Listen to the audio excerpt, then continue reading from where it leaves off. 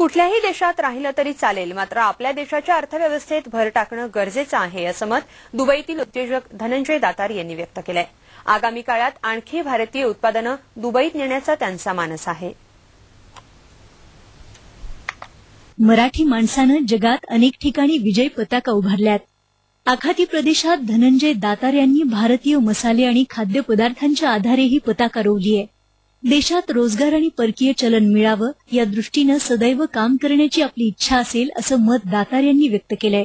Small इंडस्ट्रीजला आम्ही आमच्या ब्रँडमध्ये बनवून घेतो प्रोडक्ट त्यांचे, किंवा त्यांच्याकडनं आम्ही प्रोडक्ट घेतो आणि आमच्या सर्व स्वभावामध्ये खूप व्हरायटीमध्ये प्रोडक्ट ठेवतो. त्याच्यामुळे इथल्या लोकांना काम मिळतं आणि छोट्या मोठ्या कंपनींना पण काम मिळतंय.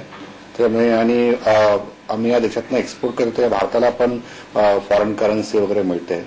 महाराष्ट्र आणि देशाला अभिमान वाटावा अशी अनेक मराठी माणसं अप्रत्यक्षरित्या अर्थव्यवस्थेला हातभार लावत आहेत. दातार हे त्यातीलच एक. सध्या ते भारतातून 300 टन माल दररोज दुबईला आयात करतात. येत्या वर्ष अखेरपर्यंत 900 टनपर्यंत आयात जाणार आहे, असं त्यांचं म्हणणं आहे. ETV news, Mumbai.